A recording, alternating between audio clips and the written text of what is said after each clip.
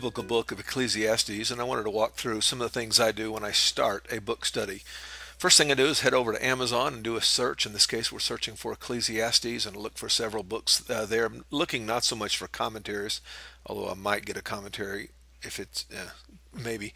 But at any rate, I'm looking for more trade books. Like this one right here I got is a really good book, Living Life Backwards, How Ecclesiastes Teaches Us to Live in Light of the End. And as a Kindle version, one of the things I like about that is I can get it right now and don't have to wait for it, and I prefer reading on my Kindle anyway. And of course you can see there's some other commentaries on here and whatnot. This is also a good book, Why Everything Matters, the Gospel in Ecclesiastes. This is the same writer as this commentary right here. But I stumbled also, I didn't find it through a search for Ecclesiastes, but I found this book by Living on the Ragged Edge by Swindoll. There's not a Kindle version for this, so I actually ordered a paper book. I am reading a paperback book. What a miracle. And anyway, reading that. So we'll start on Amazon. Then I typically will go over to audible.com. Some of these will show up on the same list, but on audible.com, I actually bought this little 2-hour kind of summary overview of the book of Ecclesiastes. It was kind of helpful. And then there's actually two of these series of sermons by Skip Heitzig. You don't see the price on here, but this was only about $2 for 4 hours and 25 minutes of teaching on Ecclesiastes. I also picked up this one right here. I actually have the whole Bible on audio, but this is only a couple of dollars. This is Ecclesiastes and Song of Solomon, and what I like about it is just queued up. It's easy just to get right to Ecclesiastes. And this other one, for what it's worth, I got it too, as I mentioned. Skip Heitzig, he's a preacher in Albuquerque, real good expositor. Where does that go?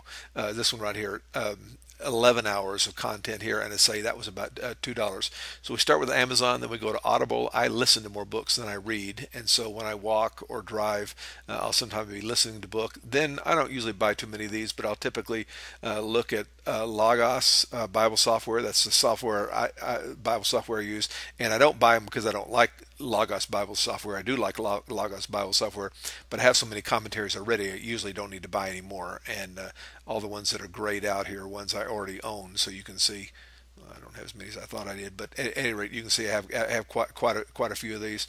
And by the way, here's a little shout out. There's one by Josh Hunt you might take a look at right there. And at any rate, then we'll go to Logos's sister site. This is ebooks.faithlife. They used to call this Verso, VYRSO, and I usually get there that way. But these will typically be more trade books. That book I mentioned a minute ago, Living Life Backwards, that's in here, I think. It is in here. I may or may not show up on this search, but it is in this list if I went down far enough. Then we'll typically head over to YouTube and see what's out there, and one or two, in this case, video that I nearly always use in my teaching is these that are done by the Bible Project. These are excellent little videos, cute little animations, very well professionally done. And then the theology, I really like these guys. They're very smart, and anyway, great videos.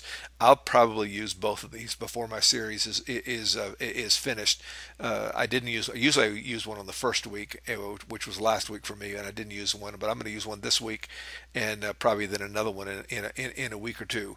Another thing I just started doing is, this is really an app, but at Bible.com. They have a number of plans, and if we search for Ecclesiastes, already done the search here, so this is showing up. I'm doing this reading right here, and I would encourage you to do this when you do a book study, is read that book as part of your devotional life. This will have some devotionals as well as reading certain sections from Ecclesiastes each day. And then when I get it finished, I'll probably read this one, Love God Greatly, from the book of Ecclesiastes. This one's a little longer. And I'll invite everyone in my group, everyone in my church that has a smartphone, I'll invite them to join me. And I would encourage you, this has kind of been a new thing for me, but I found it's pretty easy to get 30 or 40 people to join me in reading the Bible. And if you think about that, if every believer were to get 30 more believers to read the Bible, 30 more people to read the Bible, some wonderful things could happen as a result of that. You know, I'll know the power of exponential growth. If one person wins 2 people and those 2 people win 2 people, people. But the difference here in the exponential growth is it's easy for one person to get 30 people because of the power of the internet. And I would encourage you to get on there, get a bunch of friends from within the app, and then invite all those friends to join you.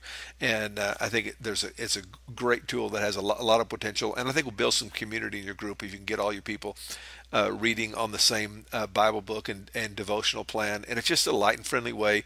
Every 13 days or so, I'm gonna, if these all different kind of links, but anyway, every week or two, I'm going to invite a good number of people to join me in reading the Bible, and I would encourage you to do the same. And then the last stop for me, and by the way, I would encourage you, if you've got some stops you normally take when you do a Bible study, I'd like to hear from you. Put those in the comments below. And but anyway, the last step for me is to go over to this. Again, this is an app, but there is a web page as well, Scripture Typer. And I actually just created a group for Ecclesiastes right here, and all the verses I've already memorized, I put those in the group, and then I'll reset the review on these back to daily, and then work my way out, and might run across a few new ones and add a few new ones. But those are some sites I typically look at when I start a book study: Amazon, Audible, Logos. Logos is sister site, Verso, YouTube, the Bible.com, the Bible app. Do some devotional readings and some scripture memory. So let me know, what do you do when you do a book study of the Bible? I'd be curious to know.